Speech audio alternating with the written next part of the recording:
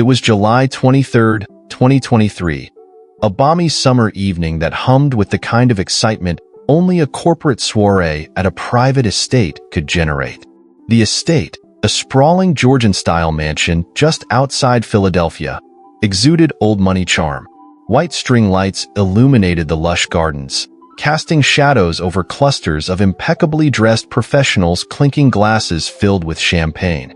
My husband Dan's absence loomed larger than I anticipated.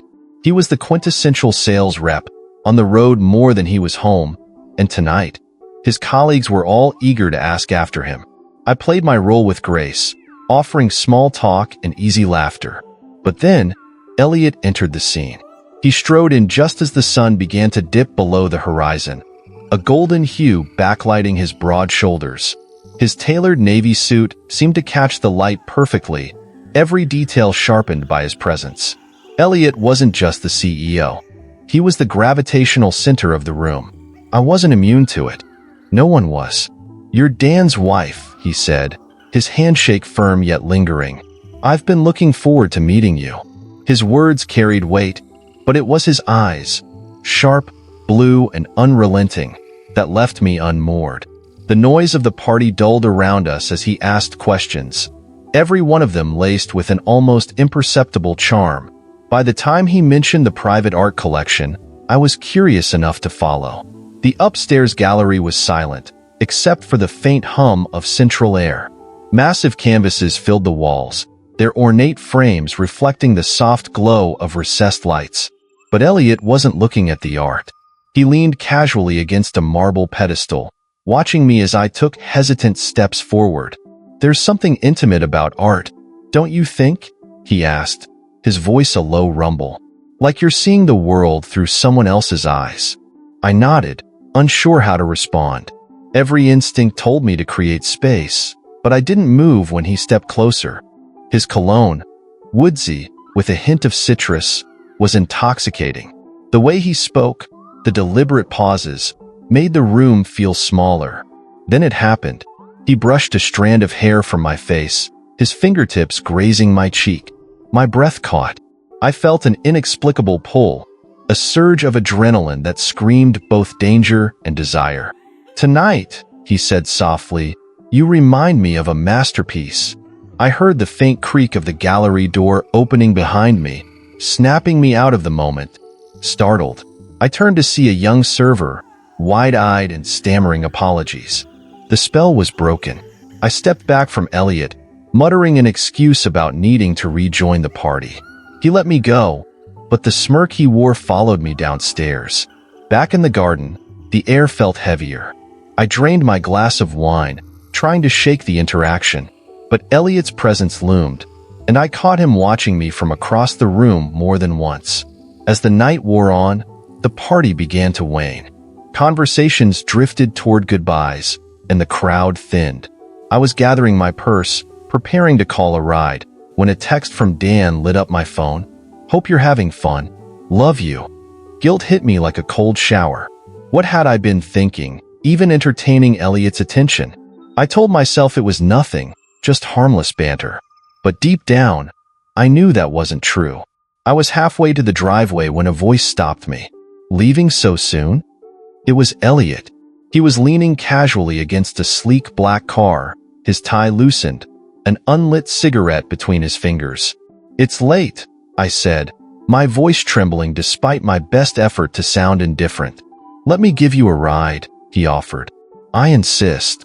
"No, really, But before I could finish, a woman appeared behind him, a statuesque blonde in a red dress.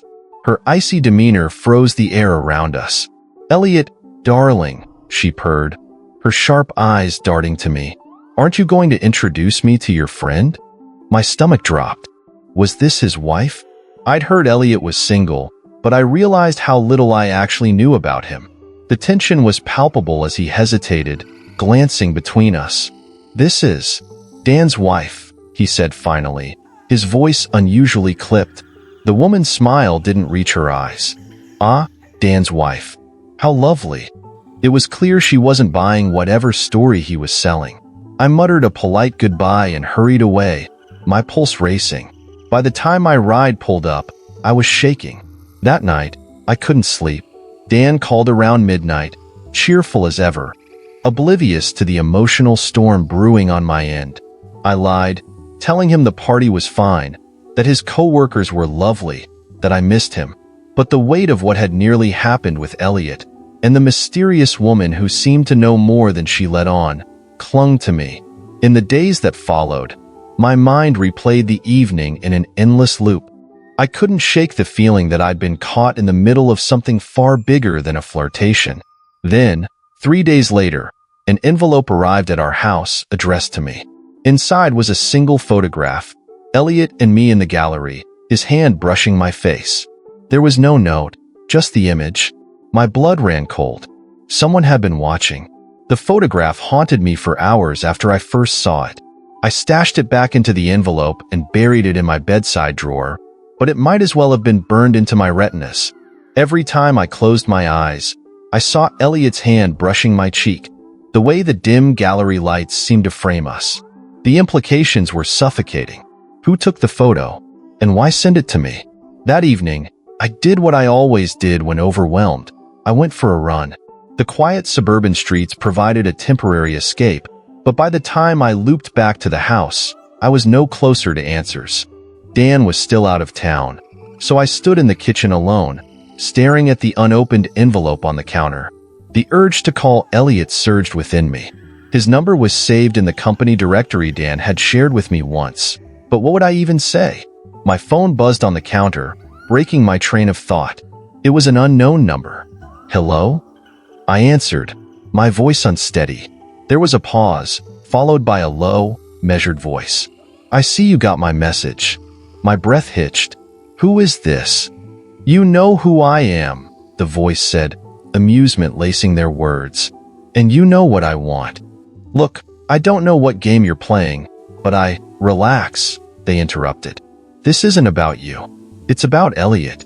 Stay out of it, and this can end here. Before I could respond, the line went dead. I stared at my phone, my heartbeat echoing in my ears. This wasn't a game. Someone was deliberately pulling strings, and I'd been caught in their web. The next morning, I called Elliot. He answered on the second ring, his voice sharp but calm. Dan's wife, he said, almost teasingly. To what do I owe the pleasure? I need to talk to you, I said, skipping pleasantries. About the photo, about someone contacting me. There was a pause, then a sigh. Not over the phone. Meet me tonight. 7 o'clock. The rooftop bar at the Lux. I hesitated, then agreed. Hanging up, I felt a pit form in my stomach. What was I walking into? That evening, the Lux was bustling, its rooftop offering sweeping views of the city skyline. I found Elliot in a secluded corner, a whiskey glass in his hand. He stood as I approached, his presence as magnetic as ever. You look tense, he said, gesturing for me to sit. I ignored the comment and slid into the chair opposite him. Who's sending me photos, Elliot? And why are they warning me to stay away from you? His jaw tightened. For a moment, he said nothing, swirling the amber liquid in his glass. Then, finally, he spoke. Let's just say I've made some enemies. In business and life, it comes with the territory. Enemies? I pressed. What kind of enemies take clandestine photos and threaten people? The kind that don't like losing, he said flatly. The woman you met that night, her name's Vivian. She's complicated. Complicated? I repeated, incredulous. Who is she, Elliot? Your wife. He laughed, but it was humorless. No, she's my ex-fiancée. His words hung in the air, heavy with implication. So what does she want? To destroy me, he said simply, his gaze unwavering. She's been trying for years. This photo, the phone call, that's just her opening act. I didn't know what to say. Part of me wanted to walk away, to wash my hands of the entire mess. But another part, the part that felt the magnetic pull of Elliot's charm, couldn't let it go. What do I do now? I asked, my voice softer than I intended. Elliot leaned forward, his expression dark. You do nothing. Let me handle this. His confidence was reassuring, but I wasn't convinced. The stakes felt too high, and Vivian didn't strike me as someone who played by the rules. As I left the bar that night, my head was spinning. I resolved to tell Dan everything when he got back from his trip. But when Dan returned 2 days later, something was off. He seemed distant, his usual easygoing demeanor replaced by a quiet tension. At first, I chalked it up to work stress, but the unease in my chest grew with each passing hour. Then, late one night, I woke to find him on the phone in the kitchen. His voice was low, urgent. I couldn't make out his words, but the tone was unmistakable. He was hiding something. As he hung up, I pretended to be asleep when he crept back into bed, my mind racing with possibilities. The next morning, I decided to do something I'd never done before. While Dan was in the shower, I unlocked his phone. My hands shook as I scrolled through his messages. Most were mundane, but one thread caught my eye, text from someone saved as V. My stomach dropped as I read the messages. V, she doesn't know, does she? Dan, no. She's completely in the dark. V, good. Keep it that way. For all our sakes. I froze, my blood running cold. Vivian. It had to be. But why was Dan texting her? How were they connected? I locked the phone and stepped away, my thoughts a chaotic whirlwind. Suddenly, the pieces of the puzzle were shifting, revealing a darker, more sinister picture. Elliot's ex-fiancé, my husband, the photo, the warning call. This wasn't just about Elliot's enemies. This was about my life unraveling in ways I never anticipated, and I had no idea who to trust. The weight of everything I discovered crushed me like a landslide. Dan, my dependable, easygoing husband, was tied to Vivian, the same woman threatening me to stay away from Elliot. It didn't make sense. I spent the rest of that day in a haze, every interaction with Dan feeling like a performance. Beneath my polite nods and forced smiles, my mind was churning, calculating my next move. That night, I lay awake, staring at the ceiling while Dan slept soundly beside me. I needed answers, but confronting him outright felt too dangerous. Instead, I decided to play it safe, gathering more information before making a move. The next morning, after Dan left for work, I called Elliot. His voice, smooth as always, was tinged with concern. "Everything all right?" he asked. "No," I said bluntly. "Dan's been texting Vivian. I saw the messages." There was a long pause. "What did they say?" I recounted the messages, each word tasting bitter as it left my lips. When I finished, Elliot let out a low whistle. "This is worse than I thought," he said. "You need to meet me. Tonight." "What do you mean, worse than you thought?" I demanded. "What's going on, Elliot?" "Not over the phone," he said firmly. "I'll explain everything in person. There's a lot you don't know." I agreed, though unease coiled tighter in my chest. He gave me an address, his penthouse apartment downtown, and told me to come at 8 p.m. That evening, as I stood outside his building, the city lights glittered around me, their cold brilliance mirroring the storm brewing in my life. The doorman waved me in without question, and soon I was in the elevator, ascending to the top floor. Elliot greeted me at the door, his suit jacket discarded, his shirt sleeves rolled up.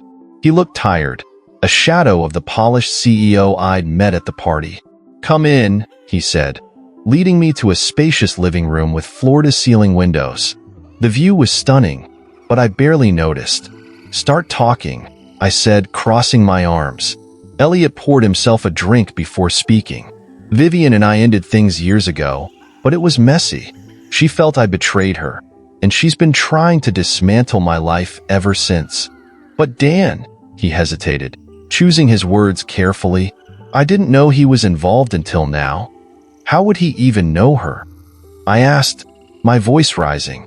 Elliot's jaw tightened. "Vivian has a way of collecting people, manipulating them, using them. It's possible she saw Dan as a way to get to me."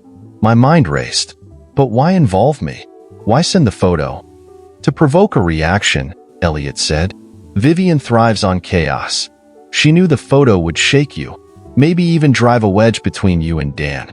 And now, She has you exactly where she wants you. Why me? I asked, my voice cracking. I'm just Dan's wife. I don't have anything to do with this. Elliot's gaze softened. You underestimate your value, but Vivian doesn't. She sees you as a threat to me, to whatever plan she's concocted. And Dan, he trailed off, his expression darkening. He's more entangled in this than you realize. The implication hit me like a freight train. You think Dan's helping her? I whispered. I don't think, Elliot said grimly. I know. My knees felt weak, and I sank onto the couch. Why? Why would he do this? Elliot sat beside me, his proximity oddly comforting. Maybe it started innocently, a favor, a connection through work. But Vivian has a way of twisting people. She's ruthless. Before I could respond, Elliot's phone buzzed on the table. He glanced at the screen and cursed under his breath. It's her. Answer it, I said, my voice steely. He hesitated, then picked up.